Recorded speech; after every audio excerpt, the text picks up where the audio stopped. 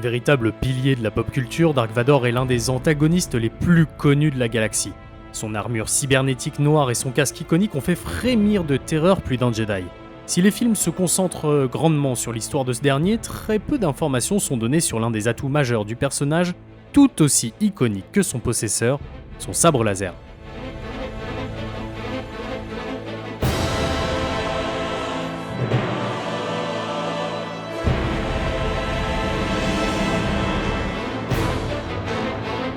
Aujourd'hui, et grâce à N-Sabers qui m'a envoyé le dit sabre, je vous propose de découvrir l'histoire de cette arme légendaire qui m'a fait rêver plus d'une fois.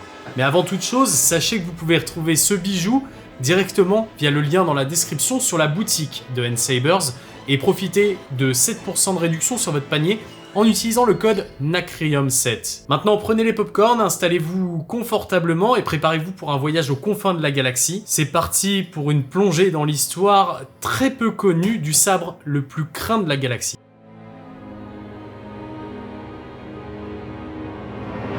Remettons donc un peu de contexte. Dans l'épisode 3, Anakin, rongé par le côté obscur, perd alors ses jambes et l'un de ses bras sur Mustafar dans un duel l'opposant à son mentor du passé, Obi-Wan Kenobi. Brûlé et mutilé et à la frontière entre la vie et la mort, Anakin sera sauvé par l'empereur Palpatine qui lui greffera une toute nouvelle armure, lui permettant de rester en vie.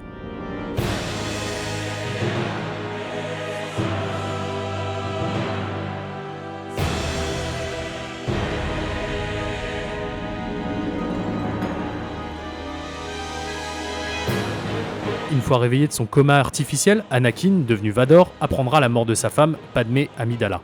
Vador, empli de rage par cette nouvelle, se libérera de la table d'opération et détruira tout ce qui l'entoure, avant de s'époumoner d'une réplique devenue légendaire.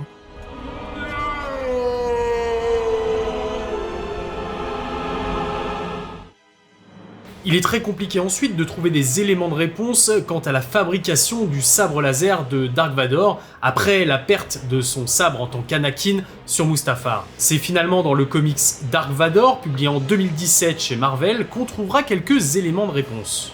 Suite à une longue discussion avec l'empereur, ce dernier l'emmène à une cérémonie à la gloire de l'Empire, où les sabres laser de nombreux Jedi tombés lors de l'ordre 66 seront incinérés. Palpatine lui explique alors qu'il lui faut un nouveau sabre laser Sith, de couleur rouge, et qu'il lui faudra lui-même parvenir à l'arracher à un Jedi pour lui voler son Crystal Kyber et lui faire subir le rituel de saignement. Il s'agit d'un rituel Sith qui consiste à concentrer toute sa rage, toute sa colère et toute sa souffrance dans un Crystal Kyber pour le faire rougir. Après quelques recherches, Vador apprend l'existence d'un maître Jedi qui serait encore en vie dans les confins de la galaxie.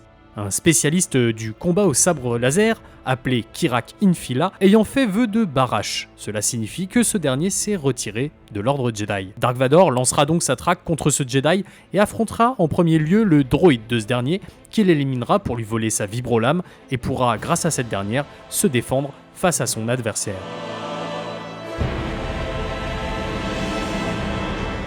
Malheureusement, Vador essuiera un échec et sera obligé de fuir le combat pour revenir quelques temps plus tard avec une stratégie bien mieux huilée. C'est finalement lors d'un second affront que Vador mettra à mal Kirak Infila en jouant sur l'un de ses plus gros points faibles, sa bienveillance.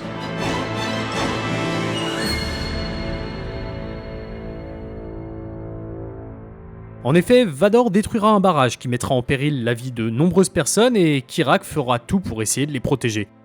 Vador profitera de ce moment d'inattention pour voler le sabre de Kirak et achèvera le maître Jedi par la force. C'est alors que Vador se rendra de nouveau sur Mustafar, planète qui a vu naître le Seigneur Sith tel qu'on le connaît aujourd'hui, pour procéder à son rituel de saignement.